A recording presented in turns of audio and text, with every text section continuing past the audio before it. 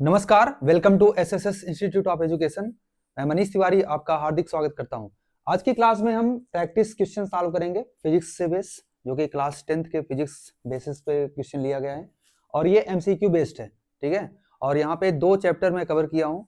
पहला है magnetic effect of electric current और दूसरा human eyes and colourful world. इन दो चैप्टर को हमने कवर किया इसमें, ठीक है। तो हमारा जो फर्स्ट क्वेश्चन है आज का, ये क्वेश्चन देखिए आप। Two long straight parallel conductor carry current I1 and I2, ठीक है।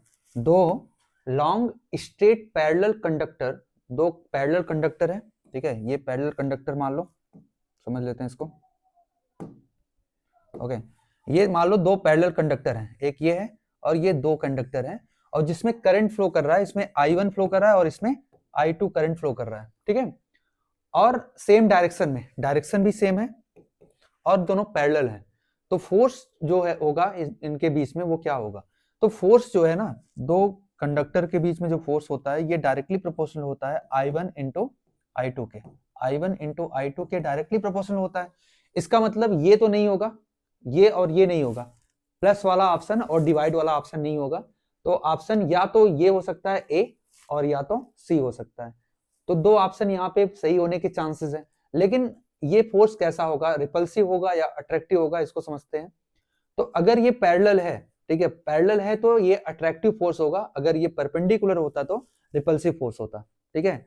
तो अगर ये पैरेलल है तो ये कौन सा फोर्स है? अट्रैक्टिव है। अगर ये परपेंडिकुलर होता, आपस में ये परपेंडिकुलर होता, या देखो पैरेलल है तो ठीक है, साथ साथ पैरेलल के साथ साथ अगर इनका डायरेक्शन अलग होता तो ये रिपल्सिव फोर्स होता। सेम डायरेक्शन है इसीलिए ये अट्रैक्टिव फोर्स है। क्लियर? नेक्स्ट क्वेश्चन देखते हैं आज का। फर्स्ट क्वेश्चन था question number 2। Question number 2 is a charge particle enter a uniform magnetic field. एक चार्ज पार्टिकल है जो कि इंटर करती है एक यूनिफॉर्म मैग्नेटिक फील्ड में, parallel to the magnetic field line, ठीक है, parallel to the magnetic field line.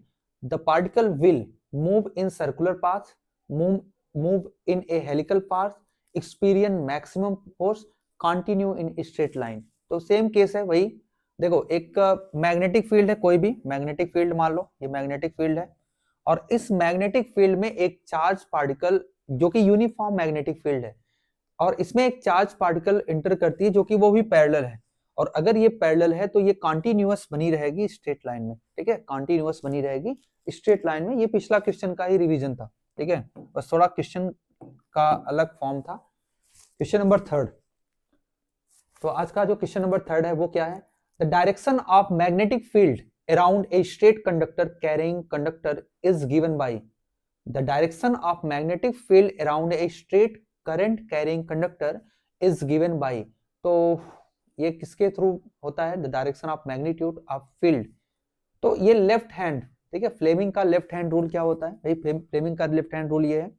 तो ये जैसे हमारा लेफ्ट हैंड है, ठीक है, और इसमें ये जो है ना, ठीक है, इस तरह से हमने, इस तरह से तीनों जो फिंगर्स है, एक थंब है और ये आपका फोर फिंगर है, ठीक है, इंडेक्स फिंगर और ये फिंगर है, तीनों फिंगर को हमने ऐसे किया, ठीक है, मिडिल फिंगर, इंडेक्स फिंगर और आपका थंब, इन तीनों को परपेंडिकुलरली अगर हम प्लेस करते हैं तो क्या होता है कि ये जो है ये करंट के डायरेक्शन को शो करती है, ये मिडिल फिंगर ये करंट के डायरेक्शन को शो करती है, और ये जो ये फिंगर है ये डायरेक्शन ऑफ मैग्नेटिक फील्ड, और ये जो डायरेक्शन ऑफ फोर्स, जो मैग्नेटिक फोर्स सप्लाई हो रहा है उसके डायरेक्शन को ये शो करती है। तो ये फ्लेमिंग का लेफ्ट हैंड रूल है, और इस जो ये क्वेश्चन है इसमें कौन सा आंसर होगा? फ्लेमिंग का लेफ्ट हैंड रूल, फ्लेमिंग का left hand rule. Right hand thumb rule ये होता है, ठीक है, राइट हैंड थंब रूल। अगर एक कोई स्ट्रेट करंट कैरिंग कंडक्टर है स्ट्रेट, तो इसमें ये जो है ये डायरेक्शन ऑफ मैग्नेटिक फील्ड बता रहा है, जो रैप्ड फिंगर है, और ये जो थंब है वो डायरेक्शन ऑफ करंट बताता है, ठीक है। तो ये क्लियर हुआ। Next question number 4। Question number 4 is if the direction of current in A solenoid is reversed. एक सोलेनॉइड है, सोलेनॉइड का मतलब क्या होता है? देखो सोलेनॉइड का मतलब ये होता है, देखिए ध्यान से, एक मेटेलिक कोई भी चीज है, कोई एक मेटेलिक रॉड है, और मेटेलिक रॉड के ऊपर अगर इस तरह से सर्कुलर लूप बना हुआ है, तो इसको हम बोलते हैं सोलेनॉइड, ठीक है, सोलेनॉइड। और यहाँ पे एक क्वेश्चन में पूछा गया है कि अगर if the direction of current in the solenoid is reverse, अगर ये सोलेनॉइड कहाँ चला गया भाई, देखो ये सोलेनॉइड है और इसमें जो डायरेक्शन ऑफ करंट है ना इसको रिवर्स कर दिया गया, ठीक है, इसमें जो डायरेक्शन ऑफ करंट है इसको रिवर्स कर दिया गया, तो चेंज क्या होगा, स्ट्रेंथ ऑफ मैग्नेटिक फील्ड, क्या strength of magnetic field decrease होगा, बिल्कुल डिक्रीज नहीं होगा, स्ट्रेंथ जितना है उतना ही रहेगा, रिवर्स होने से direction of magnetic field reverse होने से स्ट्रेंथ वही रहने वाला है, स्ट्रेंथ में कोई डिफरेंस नहीं होगा। पोलैरिटी ऑफ सोलेनॉइड रिवर्स, ये क्वेश्चन, ये ऑप्शन देखिए इसको, पोलैरिटी मतलब जो पोल है, जैसे मान लो सोलेनॉइड का नॉर्थ पोल ये है और साउथ पोल ये है, ठीक है, साउथ पोल ये है, नॉर्थ पोल ये है, तो यहाँ पे बोल रहा है कि polarity of solenoid is reverse, ये भी ऑप्शन होल्ड करते हैं इसको। Magnitude of field become zero, ऐसा कुछ नहीं होगा। Length of solenoid is change, ऐसा भी नहीं होगा। तो पोलैरिटी चेंज हो जाएगी, मतलब जो नॉर्थ है वो साउथ हो जाएगा, साउथ जो है वो नॉर्थ हो जाएगा, तो मैग्नेटिक फील्ड का डायरेक्शन ही चेंज हो जाएगा, मतलब पोलैरिटी चेंज हो जाएगी इसमें, ठीक है, नॉर्थ साउथ जो है इंटरचेंज हो जाएगा, नॉर्थ की जगह साउथ हो जाएगा, साउथ की जगह नॉर्थ हो जाएगा, अगर मैग्नेट इलेक्ट्रिक करंट जो इसमें फ्लो कर रही है उसके डायरेक्शन को चेंज कर देते हैं। क्लियर हुआ? चलो क्वेश्चन नंबर 5। तो क्वेश्चन नंबर 5 क्या है कि a current carrying conductor placed in a magnetic field experience to no force when the angle between current and magnetic field is what। तो देखो एक जो मैग्नेटिक फोर्स होता है ना, जो मैग्नेटिक फोर्स होता है किसी फील्ड लाइन में, वो BIL साइन थीटा के बराबर होता है, ठीक है, BIL, B मतलब magnetic field, strength of magnetic field B, I का मतलब इलेक्ट्रिक करंट, ठीक है, और L का मतलब होता है length of conductor, length of conductor. तो तीनों चीजें समझ में आया आपको।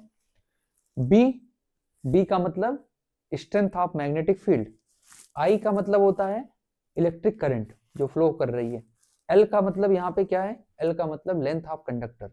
तो अगर किसी भी कंडक्टर में अगर इलेक्ट्रिसिटी फ्लो कर रही है तो उसमें मैग्नेटिक फोर्स कितना होगा, वो BIL साइन थीटा पे डिपेंड करता है।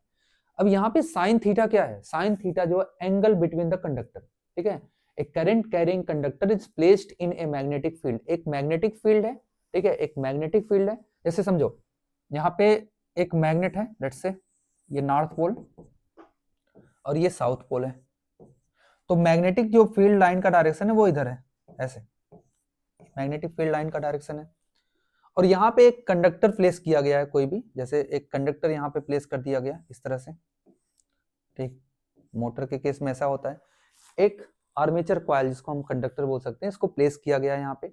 अब होता क्या है कि यहाँ पे इसके बीच का एंगल, जो मैग्नेटिक फील्ड आ रही है और ये जो है इनके बीच का जो कंडक्टर है और मैग्नेटिक फील्ड, इसके बीच का एंगल क्या है वो डिपेंड करता है। देखो अगर एंगल 0 होगा तो मैग्नेटिक फील्ड कुछ नहीं होगा, जैसे समझो अगर ऐसे मैग्नेटिक फील्ड जा रही है और यहाँ पे अगर इसी में करंट भी प्लेस कर दिया गया, उसका भी डायरेक्शन सेम हो जाता है, दोनों का डायरेक्शन अगर सेम हो गया तो मैग्नेटिक जो स्ट्रेंथ है वो तो 0 हो जाएगा ना, ठीक।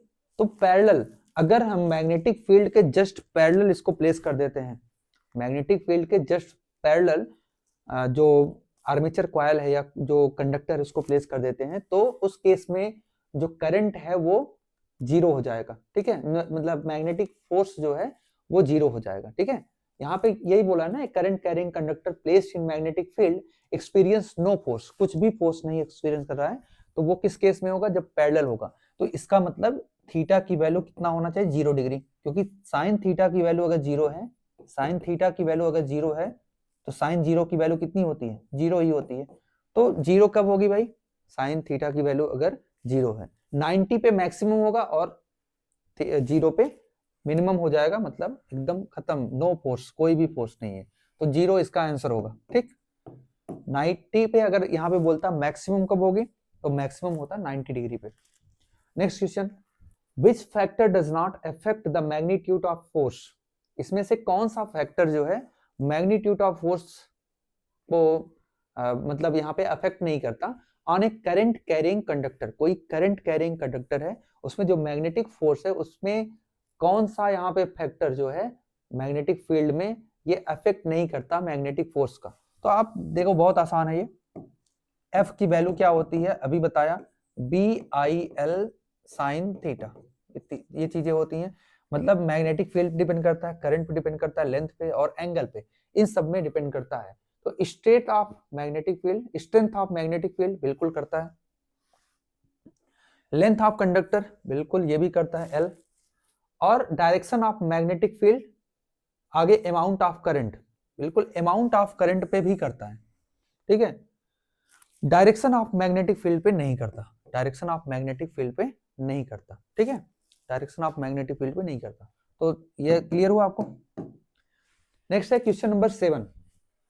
क्वेश्चन नंबर 7 है in Fleming left hand rule the four finger represent. देखो ये तो हमने बताया था अभी। ठीक है, ये देखो लेफ्ट हैंड रूल है और इसमें से ये इंडेक्स, ये मिडिल फिंगर है और ये फोर फिंगर है। तो फोर फिंगर ये बता रहा है कि direction of magnetic field, direction of magnetic field. Thumb क्या बताता है? मैग्नेटिक फोर्स को बताता है। क्लियर हुआ?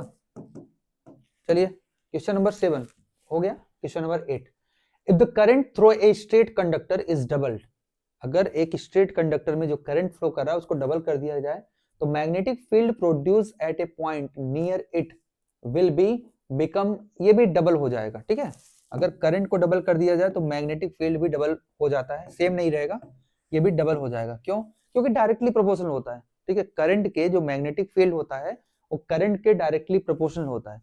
अगर करंट को डबल करोगे तो मैग्नेटिक फील्ड भी डबल हो जाएगा। बहुत आसान है ये question. Question number 9, question number 9 आज का क्या है कि a circular coil carrying current behaves like, एक सर्कुलर कॉइल है और जो कि करंट कैरिंग कॉइल है वो किस तरह से बिहेव करता है? वो बिहेव करता है एक बार मैग्नेट की तरह। ठीक है, किसकी तरह बिहेव करता है? एक बार मैग्नेट की तरफ। ठीक है, जैसे एक सॉलिनॉइड है, सर्कुलर कॉइल, ये इस तरह से कॉइल बना हुआ है, तो ये किस तरह बिहेव करेगा? एक बार मैग्नेट की तरह बिहेव करता है, क्योंकि बार मैग्नेट में जिस तरह से नॉर्थ पोल और साउथ पोल होता है, और यह मैग्नेटिक फील्ड का जो मैग्नेटिक फील्ड लाइन का, ठीक है, किसी भी बार मैग्नेट में जो मैग्नेटिक फील्ड लाइन का डायरेक्शन होता है या पैटर्न होता है, वही सेम पैटर्न यहाँ भी रिपीट होता है। ठीक है, इसीलिए हम कह सकते हैं इसको ये बार मैग्नेट की तरह बिहेव करता है। नेक्स्ट क्वेश्चन, क्वेश्चन नंबर 9 हो गया। क्वेश्चन नंबर 10 आज का, a straight conductor is placed in a uniform magnetic field, एक स्ट्रेट कंडक्टर है उसको यूनिफॉर्म मैग्नेटिक फील्ड में प्लेस कर दिया जाता है। No force act on it, कोई फोर्स इसके ऊपर नहीं लग रहा है।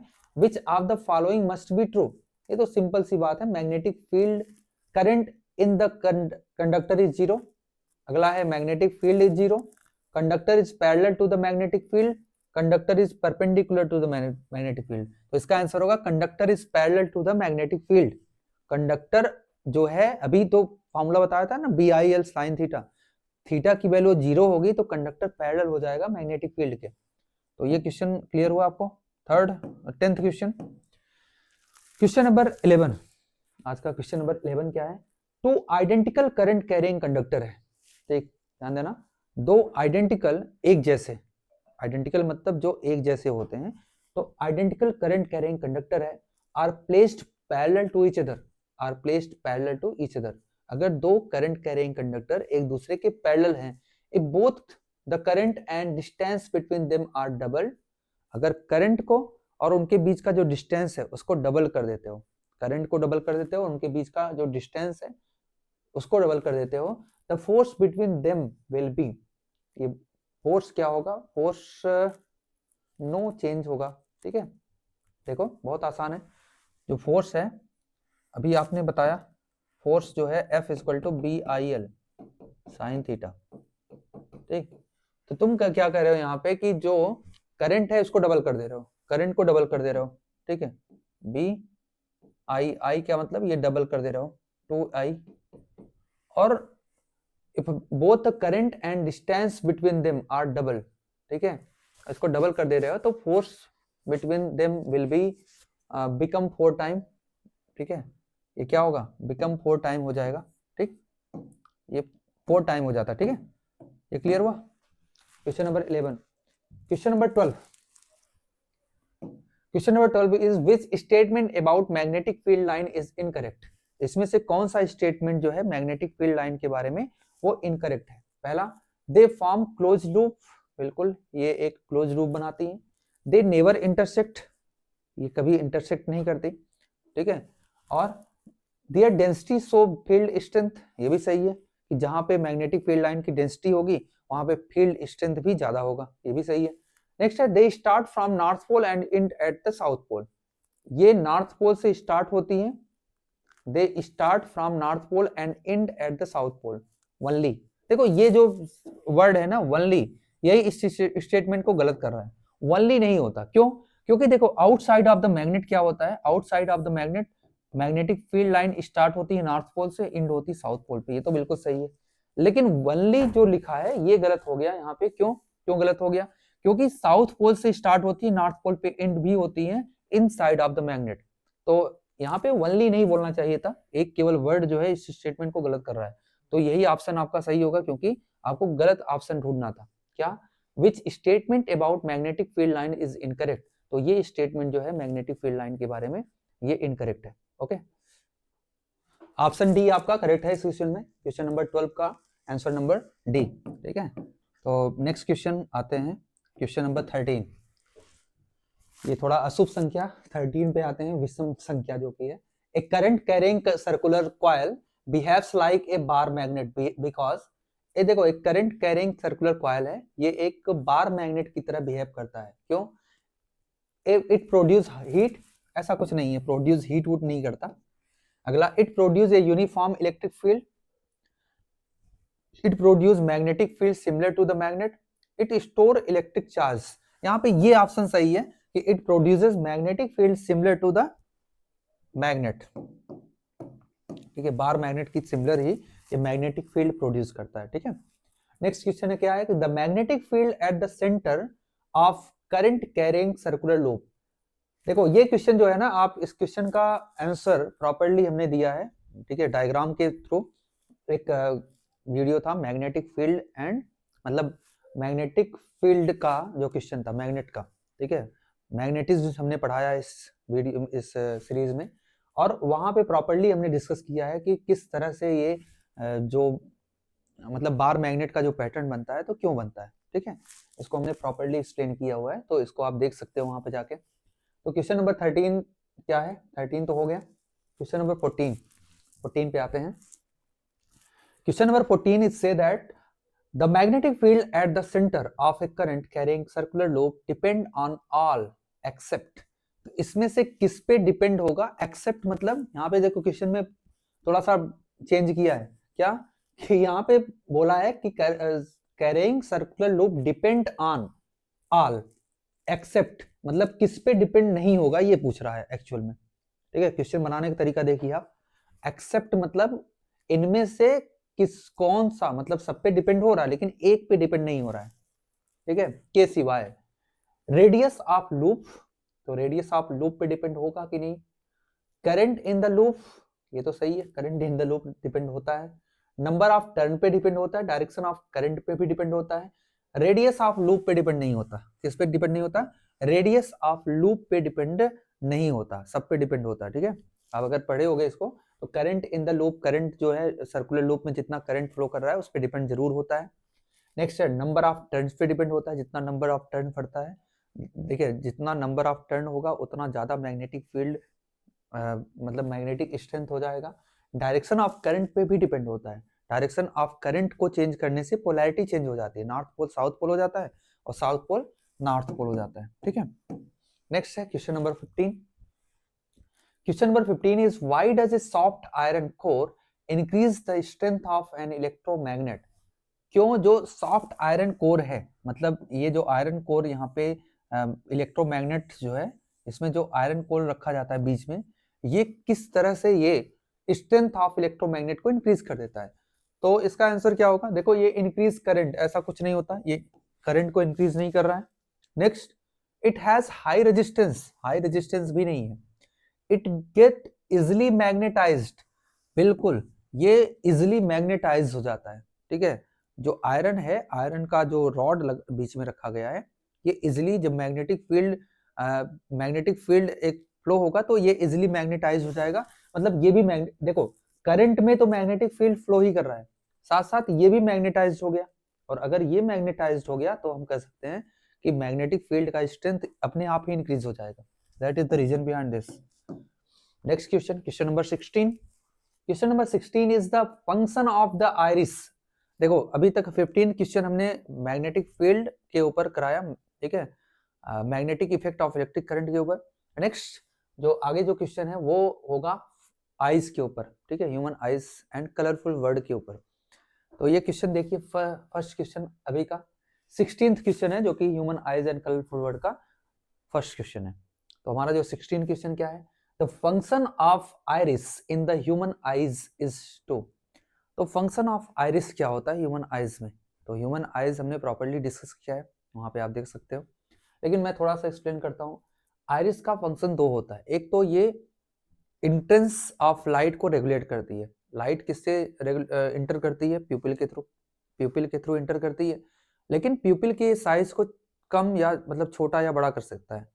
प्यूपिल का जो डायमीटर है इसको छोटा या बड़ा कर सकता है, क्योंकि ये डायलेट या कॉन्ट्रैक्ट हो गया, ठीक है। कौन, आइरिस। तो इससे क्या होता है, इससे जैसे आप ब्राइट लाइट में जाते हो, आप ब्राइट लाइट में जाते हो तो क्या होता है, प्यूपिल की साइज छोटी हो जाती है, जिससे कि एक कम अमाउंट में, क्योंकि ब्राइट लाइट क्या है, उसके इंटेंसिटी ऑफ लाइट ज़्यादा है। अगर इंटेंसिटी ऑफ लाइट ज़्यादा है तो आपके आइज को डैमेज कर सकता है। तो प्यूपिल की साइज जो लाइट इंटर कर रही है आपके आंखों में, वो प्यूपिल की साइज कम हो जाती है, जिससे कि जो लाइट इंटर कर रही है वो कम हो गई, कम लाइट इंटर कर रही है। लेकिन क्या होता है कि अगर आप डिम लाइट में जाते हो तो डिम लाइट में क्या होता है, डिम लाइट में प्यूपिल की साइज बड़ी होनी चाहिए, क्योंकि ज्यादा लाइट इंटर करेगी, ज्यादा अमाउंट में आप लाइट इंटर करेगी तभी दिख पाएगा आपको, क्योंकि डिम लाइट में वैसे ही लाइट की इंटेंसिटी कम हो जाती है। तो इसीलिए प्यूपिल की साइज बड़ी होनी चाहिए। तो एक्चुअली ये क्या करता है, ये रेगुलेट करता है the amount of entering the light, entering the light, ठीक है, इसको ये रेगुलेट करता है। इसका काम और है, इसका काम ये तो नहीं है, ये कलर डिसाइड करता है आंख का, ठीक है। आंख में जो कलर आपको दिखता है, ब्लू आइज हिप्नोटाइज वाला, या ब्राउन आइज आपको दिखता है, या ब्लैक आइज। देखो इंडिया में ज्यादा लोगों का जो आइज का कलर है ब्लैक होता है, कुछ लोग जैसे ऐश्वर्या राय का क्या है, ब्लू आइज है, ठीक है। और ब्लू आइज क्या करती है, हिप्नोटाइज कर देती है। तो हिप्नोटाइज वाली जो आइज होती है उसमें मतलब वो डिसाइड कौन करता है, आइरिश, ठीक है। आइरिश ही आंख का कलर जो है, ठीक है, इसमें एक मेलानिन पिगमेंट पाया जाता है जो कि आंखों के कलर को डिसाइड करता है, ठीक है। नेक्स्ट क्वेश्चन देखिए, question number 17। The image form on the retina of a normal human eyes is what. तो जो रेटिना पे इमेज फॉर्म हो रहा है एक ह्यूमन आइज पे, मतलब रेटिना पे, देखो रेटिना के बारे में थोड़ा समझ लेते हैं। ये ह्यूमन आइज है, मान लो ह्यूमन आइज का डायग्राम इस तरह से, ठीक है, बहुत गंदा डायग्राम बना है, ठीक। एक मिनट, इसको थोड़ा सा इरेज करते हैं और ह्यूमन आइज को थोड़ा सा समझने की कोशिश करते हैं, ज़्यादा नहीं समझेंगे, ठीक। देखिए फिर से गलत बन गया,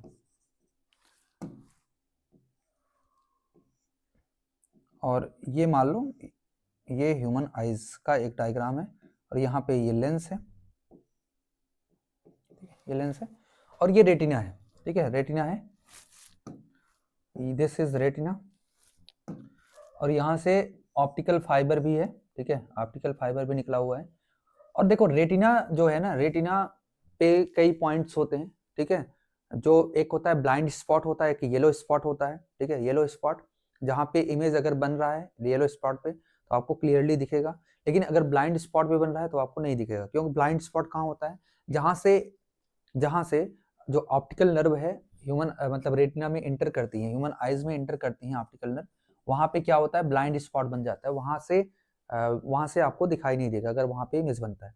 एक चीज और होता है कि बिल्कुल सेंटर पॉइंट, जैसे यहाँ से एग्जैक्टली सेंटर पॉइंट पे, रेटिना का बिल्कुल जो सेंटर पॉइंट है वहाँ पे एक पॉइंट होता है जिसको हम बोलते हैं मैकुला सेंट्रियोसिस, मैकुला सेंट्रियोसिस बोला जाता है इसको। और मैकुला सेंट्रियोसिस पे अगर इमेज बनता है तो एग्जैक्ट इमेज बनता है, ठीक है। जैसे अर्जुन ने मछली के तीर पे मारा था इस तरह से, तो ऐसे करके मारते हो ना आप, ठीक है, मतलब जब निशाना लगाते हो तो बिल्कुल एग्जैक्टली अगर मैकुला सेंट्रियोसिस पे इमेज बनता है तो निशाना परफेक्ट होगा आपका, ठीक है। आपका जो निशाना है, आर्चरी खेल रहे हो या आप शूटिंग में क्या होता है, निशाना एग्जैक्टली सही बनाना होता है, तो उस केस में इमेज को यहाँ पे अगर बन रहा है मैकुला सेंट्रियोसिस पे तो जो निशाना है आपका ये परफेक्ट लगता है। साथ साथ इसमें कुछ सेल होते हैं जैसे कोन सेल और रॉड सेल्स होता है इसमें, ठीक है, जो कि फोटो रिसेप्टर सेल होते हैं, ठीक है। जो कोन सेल है ये लाइट की कलर को डिसाइड करता है, और जो रॉड सेल है होता है वो लाइट की इंटेंसिटी को डिसाइड करता है। क्लियर हुआ? तो इसमें इमेज कैसे बनेगा रेटिना पे? रेटिना पे इमेज बनता है रियल, इन्वर्टेड बनता है और डिमिनिश्ड बनता है, ठीक है, उल्टा बनता है। इसका मतलब आपको आंखों से देख पाते हो क्या आप? नहीं, आंखों से नहीं देखते, क्योंकि अगर आंखों से देखते तो क्या इमेज दिखता आपको? छोटा छोटा दिखता और इन्वर्टेड उल्टा दिखता, और रियल तो दिखता ही, ठीक है। लेकिन जो इमेज बन रहा है उसको माइंड प्रोसेस करके उसके बाद दिखाता है, इसलिए क्या होता है आपको एग्जैक्टली सही चीजें दिखती है, ठीक है। माइंड इसको रीड करता है फिर इसको दिखाता है। Question number 18, a student can see distant object clearly. एक स्टूडेंट है जो कि दूर के ऑब्जेक्ट को क्लियरली देख पाता है, but near by object appear blurred. जो नियर बाई ऑब्जेक्ट है वो ब्लर्ड दिखता है। द डिफेक्ट क्या है? ये हाइपरमाइट्रोपिया है, और हाइपरमाइट्रोपिया को कॉन्वेक्स लेंस से ठीक किया जा सकता है। तो हाइपरमाइट्रोपिया और कॉन्वेक्स लेंस इसका आंसर सही होगा, ठीक। दूरदृष्टि दोष। नेक्स्ट है, the image form on the retina is inverted yet we see object erect because. देखो अभी इसका आंसर मैंने दे दिया, ठीक है। इसका जो आंसर है अभी मैंने एक्सप्लेन किया था कि जो रेटिना पे इमेज कैसा बनता है, इरेक्ट बनता है, इरेक्ट नहीं इन्वर्टेड बनता है। लेकिन आपको चीजें कैसी दिखती है? आपको सीधी दिखती है। ऐसा क्यों दिखता है? तो रेटिना करेक्ट द इमेज, ऐसा कुछ नहीं है। Eye lens इन्वर्ट्स the image again, नहीं, आई लेंस इन्वर्ट फिर से इन्वर्ट नहीं करती, ये भी नहीं करती। Brain interpret the image correctly, तो ब्रेन जो है ये इंटरप्रेट करता है इमेज को करेक्टली, ये सही है। अभी हमने इसको एक्सप्लेन किया था कैसे। ऑप्टिकल जो नर्व होती हैं, ऑप्टिक नर्व होती हैं, वो पहुंचाती है सिग्नल को ब्रेन के पास, और ब्रेन उसको इंटरप्रेट करता है क्लियरली और एग्जैक्टली आपको दिखाई देता है। नेक्स्ट क्या है? Which change occurs in the I of a person suffering from myopia. तो मायोपिया में दो चीजें होती हैं, एक तो आई बॉल की साइज को इंक्रीज हो जाना, और दूसरा लेंस के कार्वेचर का इंक्रीज हो जाना। दो केसेस होते हैं। तो decrease the focal length of eye lens, बिल्कुल डिक्रीज हो सकती है focal length. Increase the focal length of eye lens, ये तो गलत है। Decrease in eye ball length, नहीं, ये सब सही गलत है, ये सही है, ठीक है। Decrease in the focal length of eye lens, eye lens का जो फोकल लेंथ है, क्योंकि जब कार्वेचर बड़ा हो जाएगा तो फोकल लेंथ अपने आप ही क्या हो जाएगी? कम हो जाएगी, ठीक। Question number 21, why is the sky dark instead of blue on the moon.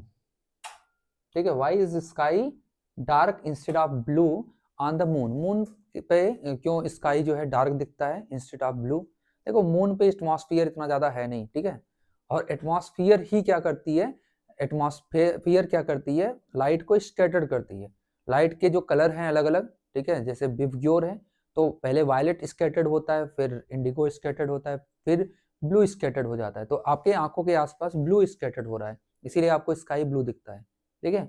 Morning में, इवनिंग में देखो रेड दिखता है स्काई, मतलब मॉर्निंग या इवनिंग में जो सन का कलर है वो रेड दिखता है, साथ साथ स्काई का कलर भी रेड दिखता है, क्योंकि लास्ट जो कलर है जिसकी वेवलेंथ सबसे ज्यादा है, जो रेड कलर है उसकी वेवलेंथ क्या होती है? सबसे ज्यादा होती है, और लास्ट में रेड कलर स्कैटर्ड होता है, इसलिए आपको क्या दिखाई दे रहा है? आपको रेड दिखाई दे रहा है। तो ब्लू इसलिए दिखाई देता है क्योंकि लाइट स्कैटर्ड हो रही है, और स्कैटर्ड होके वो पूरा पूरा बिखर जा रही है आसमान में, एटमॉस्फेयर में, और इसीलिए आपको जो आकाश है वो ब्लू दिखता है। लेकिन मून पे ऐसा नहीं है, मून पे ऐसा नहीं है, मून पे एटमॉस्फेयर बहुत ही लेस, बहुत ना के बराबर है या है ही नहीं। तो मून पे क्या होता है भाई? मून पे जो स्काई का कलर है, क्योंकि लाइट स्कैटर्ड नहीं हो रही, तो स्काई का कलर आपको डार्क दिखेगा, जिस तरह नाइट में दिखता है ना, उसी तरह आपको दिन में भी स्काई का कलर दिखेगा, ठीक। समझ में आया आपको? क्वेश्चन नंबर, तो इसमें क्या है भाई? absence of sunlight, absence of atmosphere, that is the B option is correct, B option correct है, absence of atmosphere। question number 21, which color of white light deviate the least on the passing through a glass prism। कौन सा colour deviate होता है least?